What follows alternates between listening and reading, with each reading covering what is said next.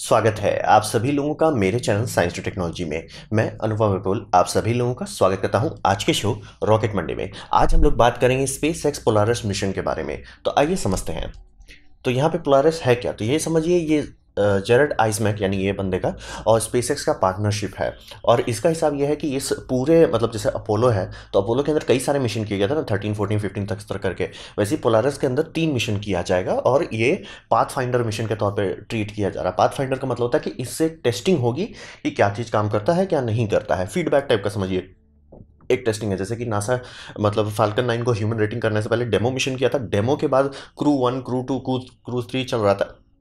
यहाँ पे भी वही है कि पाथ फाइंडर की क्या ये हो सकता है, कैसे होगा, मतलब सब समझिए समस्या सॉल्व कर रहा है।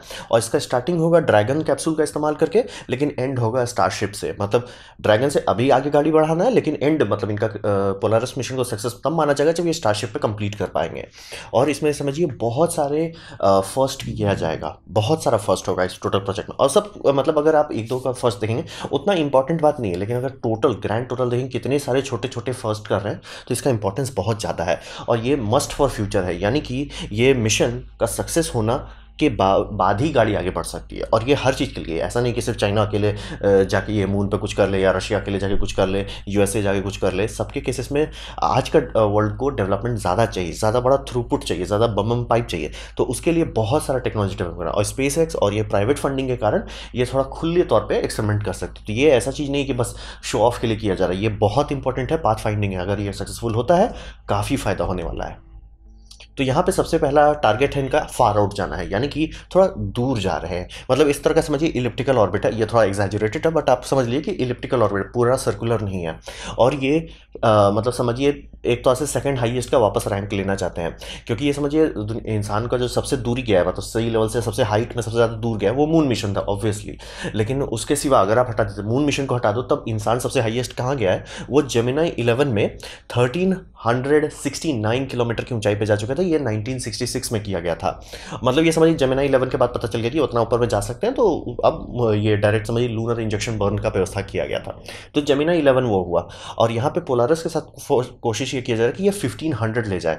और आप ये समझिए कि 1000 भी नहीं रहता, आईएसएस बहुत नीचे रहता है। तो आईएसएस का मतलब एक वैन अलर रेडिएशन बेल्ट जो है उससे काफ़ी नीचे रहता है, और यहाँ पे ऑलमोस्ट उसको टच कर रहे हैं, वैन अलर रेडिएशन बेल्ट को ऑलमोस्ट टच किया जा रहा है। तो इससे ह्यूमन स्टडी पता चलेगा। बात यह था कि काफ़ी लोगों को नहीं समझ, जब ये रेडिएशन बेल्ट है तो इससे सीधे अपोलो कैसे चला। पहली बात, अपोलो के टाइम में हर चीज़ पर रिस्क लिया जा रहा था कि मतलब बस करके देख लो, बच गए, नहीं बचे कोई दिक्कत नहीं है। लेकिन वो आज के टाइम में नहीं चलेगा ना, आज के टाइम में सेफ्टी चाहिए था। मतलब जो लूनर मॉड्यूल था वो इतना भगवान भरोसे बना हुआ था कि अगर एस्ट्रोनॉट गलत टाइम पे गलत जगह पे पैर रख देते सीधे पंचर हो जाता वो। इतना मतलब बस किसी तरह बना के किसी तरह दे दिया गया था। वो एक फाइनल प्रोडक्ट आज के जैसा हष्ट पुष्ट तंदुरुस्त नहीं था, भगवान ही भरोसे था। तो वैसा अब नहीं कर सकते। तो अब अगर आप बोल रहे हैं कि हमको मतलब रेडिएशन बेल्ट से चलना, तो लोग एग्जैक्टली जानना चाहेंगे। और यह बात समझिए कि बहुत सारा चीज़ तो अपोलो मिशन के बाद ही पता चला ना। तो इसी कारण से ये सब मिशन अब डबल चेक ट्रिपल चेक करने के बाद किया जाता है कि अगर हम वैन रेडिएशन बेल्ट से गुजरते हैं तो उसका फ़र्क क्या पड़ता है। तो ये समझना बहुत ज़रूरी है कि जेमिनाई 11 में जो ये दो जेंटलमैन किए थे, ये इसका उसका रिकॉर्ड क्रैक करना चाहता है और 1500 किलोमीटर पहुंचेंगे। और ये इलिप्टिकल है तो 1500 किलोमीटर का ऑर्बिट नहीं कर रहा है। ऐसा क्यों? बात है कि अगर वो ऑर्बिट कर देंगे, डी ऑर्बिट के लिए उनके पास फ्यूल खत्म हो जाएगा। डी ऑर्बिट करना मतलब जब ऑर्बिट से नीचे उतारना चाह रहे हैं उन टाइम इनकी बैंड रहेगी। तो अगर ये इलिप्टिकल रहता है तो जिस टाइम धरती के पास जा रहे हैं तब डी ऑर्बिट बर्न आराम से मैनेज किया जा सकता है। तो ये सबसे पहला इसका ब्रेकिंग पॉइंट, ये आईएसएस से ऊपर चल जाएगा। मतलब नासा का कोई भी एस्ट्रोनॉट आज के टाइम में, मतलब जेमिनाई तो इन्हीं का ही, नासा का ही था, लेकिन आज के टाइम में कोई इतना हाइट नहीं गया है। अब फिर बात करते हैं सबसे बड़ा बात कि स्पेस सूट का डेवलपमेंट किया जा रहा है। और स्पेस सूट मतलब स्पेसएक्स के पास अपना स्पेस सूट है, लेकिन वो है आईवीएस यानी इंटरवेकुलर सूट है। यानी कि अगर किसी कारण से स्पेस डिब्री से या किसी भी फेलियर के कारण मतलब समझिए कैप्सूल जो है, कैप्सूल के अंदर वैक्यूम हो जाता है, तो एस्ट्रोनॉट ऊपर नहीं जाएंगे, एस्ट्रोनॉट वो पहने रहते हैं। लेकिन वो सूट अंदर के लिए बनाया गया है, मतलब वो लास्ट लाइन ऑफ डिफेंस के तौर पे बोला जाता है कि सब चीज़ फेल हो जाए तो सूट आपको कुछ देर तक जिंदा रख सकता है। लेकिन यहाँ पे ईवीएस बनाना है इनको, यानी एक्स्ट्रा वेकुलर मतलब व्हीकल से बाहर निकलिए आप, एक्सटर्नल एनवायरनमेंट में आइए। तो इसका सबसे बड़ा होगा कि अभी सूट जो है वन लाइन ऑफ डिफेंस के तौर पे बनाया जा रहा है, लेकिन जब इसे बाहर जाएंगे तो आप डायरेक्टली उसे एक्सपोज कर रहे हो, डायरेक्टली उसे स्ट्रेस डाल रहे हो, तो इसमें रिडंडेंसी को बढ़ाया जाएगा, यानी कि कितना परत है इसको संभालने के लिए वो परत बढ़ा दिए जाएंगे। और अम्बिलिकल से किया जाएगा। कारण ये है कि जो इंटरनेशनल डॉकिंग अडाप्टर जो ड्रैगन में दिया गया है उसका डायमीटर जो है, यानी कितना स्पेस है, वो काफ़ी कम है। मतलब हाथ पैर मार के आप उसे बड़ा सा बैकपैक निकाल सकते हैं, लेकिन वो जनरली कंफर्टेबल नहीं रहेगा और सेफ भी नहीं रहेगा। और स्पेसएक्स अभी उस पर रिसर्च नहीं करना चाहता कि बैकपैक कैसे बनाते हैं, तो अभी अम्बिलिकल से कर रहे हैं। मतलब अर्ली स्पेस प्रोग्राम ऐसे ही चलता था स्टार्टिंग में, तो अम्बिलिकल से करके ये कर रहे हैं। और इनका टेस्टिंग सिर्फ सूट पे है कि क्या हमारा सूट काम करता है कि नहीं। क्योंकि जो आप मतलब नासा का देखते हैं सूट जो है, सूट के दो कंपोनेंट है, एक जो सूट आप देख रहे हैं, दूसरा उसका बैकपैक। बैकपैक उसको ऐसा बनाता है कि वो कहीं पे भी उड़ सकता है 4-5 घंटे के लिए। बिना बैकपैक के वो मतलब उतना मतलब उनको भी अम्बिलिकल से ही रहना पड़ेगा। तो यहाँ पे अम्बिलिकल से ही किया जा रहा है। और इसका साइड इफेक्ट है, क्योंकि ये ड्रैगन कैप्सूल है, इसमें मतलब उतना जगह नहीं है कि एयर लॉक हो, तो पूरा का पूरा ड्रैगन वैक्यूम हो जाएगा, एक्सपोज हो जाएगा। तो ये बात अभी अगर आप लोग गगनयान से कंपेयर करें तो गगनयान में बोला जा रहा है कि एक्स्ट्रा ये मतलब ऐसे बाहर नहीं निकलेंगे, कारण कि शिप नहीं डिजाइन है कि वैक्यूम बर्दाश्त करे। ये मुझे थोड़ा ऑड लग रहा है। कारण ये ऐसा होगा कि आप सबमरीन बना रहे हो, कह रहे हो कि सबमरीन के अंदर पानी नहीं आना चाहिए, खराब हो जाएगा सबमरीन। वैसा नहीं होता भाई, सबमरीन वेपन है, उसे बनाया जाता है कि टॉर्पीडो बूम बम बूम करे, एक दो सेक्शन में पानी आ भी जाए तो भी सबमरीन टिका रहे। और यहाँ पे भी वही है, क्योंकि अगर आप कह रहे हो कि कल को कोई माइक्रोमीटराइट लोअर ऑर्बिट पे बहुत कचरा है, कोई कचरा इसमें आके छेद कर दिया और आपका वैक्यूम हो गया। अब आप कह रहे हो कि एस्ट्रोनॉट ठीक है, उनका सूट एकदम बचा लिया, सब चीज बल्ले बल्ले, लेकिन वो कंप्यूटर नहीं चला पा रहे। क्यों भाई? कंप्यूटर मतलब जो स्क्रीन था वो खराब हो गया, वैक्यूम नहीं बर्दाश्त कर सकता था, तो लटक ही जाएंगे ना। तो इसीलिए ये मतलब समझिए ड्रैगन का भी एक हाई लेवल टेस्टिंग हो जाएगा कि ड्रैगन कितना मजबूत है। और ये होना ही चाहिए। मतलब ये तो मुझे भी और लग रहा है कि गगनयान के मिशन में ये कहा जा रहा है कि भैया मतलब ये इंटरनल पार्ट जो है वैक्यूम नहीं एक्सपोज कर सकते। अगर वो वैक्यूम नहीं बर्दाश्त कर सकते तो बात है कि एस्ट्रोनॉट उसके अंदर बच के भी करेगा क्या? मान लीजिए किसी कारण से छेद हो जाता है, आप मना रहे हो कि कंप्यूटर प्रोग्राम में सब चीज़ सही सलामत चल रहा हो, तो ड्रैगन का भी ये एक समझिए हार्डन टेस्टिंग हो जाएगा। और रहा बात इसे एम्बिलिकल से दिया क्या जाएगा, बात है कि अभी जो सूट है, अभी जो ये लोग बैठे रहते हैं पहन के, उसमें एयर रहता है, यानी कि नाइट्रोजन और ऑक्सीजन का मिक्सचर रहता है। बेनिफिट, आपको कोई प्री ब्रीदिंग करने की जरूरत नहीं है, बस आप मतलब जो एटमॉस्फेयर में है एग्जैक्टली वही आप ले रहे हो, कोई दिक्कत नहीं, आपका बॉडी एकदम बम बम संभाल लेता है। लेकिन जब बाहर निकलेंगे, बात है कि वो PSI बहुत हाई रहता है, उतना PSI आप नहीं रखना चाहते हो। वो ऐसा होगा कि फुटबॉल के अंदर से आप फुटबॉल को ऐसे ऐसे मोड़ने की कोशिश कर रहे हो, बैंड बच जाएगी। मतलब समझिए स्पेस सूट में ये सब लोगों को तुरंत समझ में आया कि अगर ऐसा करने की कोशिश की जाती है कि डायरेक्ट आप मतलब समझिए 15 PSI का रखिए, नाइट्रोजन ऑक्सीजन एटमॉस्फेयर रखिए, पहले तो वो लीक बहुत करेगा, क्योंकि जितना ज़्यादा PSI होगा, मतलब 0 PSI वैक्यूम, 15 PSI अंदर, बहुत ज़्यादा हवा बाहर निकलना चाहता है तो लीक ज़्यादा होता है। और उसके कारण से मतलब अंदर जो एस्ट्रोनॉट्स हैं जो मेहनत कर रहे हैं वो थक बहुत जल्दी जाते हैं।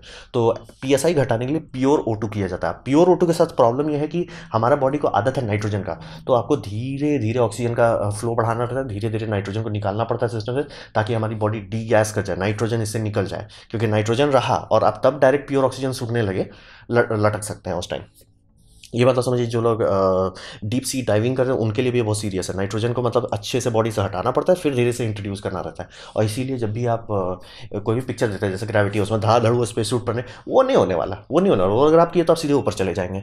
तो ये समझना बहुत जरूरी। ये भी इनको टेस्टिंग करनी है कि इनका सूट कितना PSI रख पाता है। क्योंकि इनका सूट में आप देखें कंपेयर टू नासा का सूट देखें, नासा का सूट में हर जगह बेरिंग दिया हो, यहाँ बेरिंग है, यहाँ बेरिंग, ऐसा क्यों? बात है कि अभी भी आप 5 to 10 PSI के बारे में बात कर रहे हो, अभी भी लगेगा कि फुटबॉल के अंदर है। अगर बेरिंग्स नहीं रहे तो सब बहुत स्ट्रिक्ट हो जाएगा। और आप SpaceX का देखें, उसमें कोई भी बेरिंग नहीं है, तो वो स्किन सूट तो बहुत अच्छा रहा है, टाइट बहुत हो जा रहा है, बल्ले बल्ले हो रहा है, लेकिन साइड इफेक्ट वो बहुत थकाएगा एस्ट्रोनॉट को। तो ये सब की टेस्टिंग रियल लाइफ में करने का एक ही तरीका है कि जीरो ग्रेविटी में ये कैसे काम करता है। और SpaceX क्यों इस पर इतना इंटरेस्ट ले रहा है? एक प्राइवेट कंपनी, मतलब कंपनी भी कहिए या एक बिलियनर खर्च करना चाह रहा है, तो SpaceX क्यों इतना इंटरेस्टेड है? बात है SpaceX को इससे नासा का कॉन्ट्रैक्ट लेने में फायदा होगा। नासा का समझिए अभी बैंड बच गया है।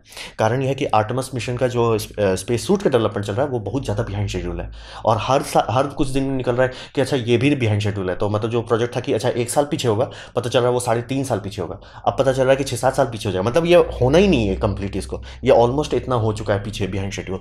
तो नासा को तुरंत चाहिए ऑन द स्पॉट कि कोई हमें सूट प्रोवाइड कर सके। अब बात है क्लेम तो हर कंपनी कर देगी बजट लेने से पहले कि हम बना के दे देंगे, फिर बजट के बाद हाँ सर बढ़ाते जाइए बजट, जैसे जेम्स वेब के साथ हुआ, या जैसे SLS के साथ हुआ, या जैसे बोइंग स्टारलाइनर के साथ हुआ। तो वो नासा के साथ ना हो, इसीलिए नासा कॉन्ट्रैक्ट बिडिंग थोड़ा टफ करेगा। तो कॉन्ट्रैक्ट बिडिंग में जीतने का सबसे बेस्ट तरीका क्या है? आप दिखा दो कि आपके पास एक ऑलमोस्ट कंप्लीट सिस्टम है, और अगर ये सक्सेसफुली काम करता है, इसमें ऑब्वियसली काफ़ी और डेवलपमेंट किया जाएगा ताकि ये आर्टेमिस के लिए रेडी हो। लेकिन अगर आपके पास बेस है और आप दिखा सकते हो कि हमारे पास एक रफ आइडिया से एक बेस तक पहुंचने में हमको कुछ महीने लगते हैं, बाकी सबको हटा दिया जाएगा कॉन्ट्रैक्ट से, आपको कॉन्ट्रैक्ट मिल जाएगा। तो SpaceX का इसमें बहुत फायदा है। ये मिशन जितना सक्सेसफुल होगा SpaceX उतना बढ़िया फायदा होगा, और नासा को भी भी फायदा हो कि भैया नासा गोल गोल जो घूम रहा है कि भैया हमारा सूट नहीं बन रहा है, रॉकेट नहीं बन रहा है, कुछ नहीं हो रहा है, वो सारे मिशन का समस्या खत्म हो जाएगा कि भैया एटलीस्ट सूट का प्रॉब्लम खत्म हो जाता है। तो इसीलिए स्पेस सूट पे काफ़ी मेहनत किया जा रहा है। अब बात करते हैं कम्युनिकेशंस पे। तो कॉम्स के बारे में यहाँ समझिए, इंस्पिरेशन 4 जब किया जाता तो लाइव स्ट्रीम कर रहे थे, लेकिन लाइव स्ट्रीम बहुत लंबा लंबा नहीं हो रहा था और काफ़ी लोग लगे ऐसा क्यों है भाई, लाइव स्ट्रीम क्यों नहीं कर रहे कंटिन्यूसली, करना चाह भी रहे थे लेकिन नहीं हो रहा था। तो बात था कि ग्राउंड इंफ्रास्ट्रक्चर का लिमिट पहुंच गया था, यानी कि आप पूरा धरती में कहीं पर भी अगर कम्युनिकेशन करना चाहते हैं तो आपको करना पड़ेगा DSN, यानी कि डीप स्पेस नेटवर्क। अब प्रॉब्लम है कि deep space network US government का हाई लेवल प्रायोरिटी है, यानी कि वो सीरियस इक्विपमेंट है और वो नेशनल ट्रेजर के तौर पर रखा जाता है, यानी वो रिजर्व रहता है मोस्ट ऑफ द टाइम। यानी कि जैसे क्यूरियोसिटी रोवर से कौन बात कर रहा है, परसिवियरेंस रोवर से कौन बात कर रहा है, वो सब डीप स्पेस नेटवर्क रहता है। तो डीप स्पेस नेटवर्क का बैंडविड्थ ऑलमोस्ट सैचुरेटेड रहता है ज़्यादा से ज़्यादा टाइम में। तो इसीलिए उस पर मतलब आप डायरेक्ट नहीं बुकिंग कर सकते कि हम डीप स्पेस नेटवर्क का इस्तेमाल करके कम्युनिकेट करेंगे।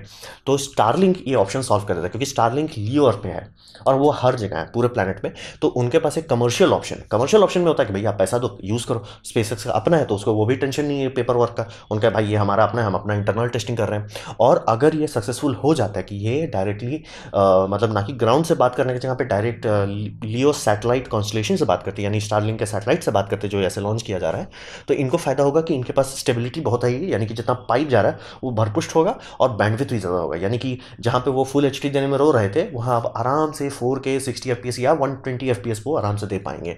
तो ये बहुत फायदेमंद होगा।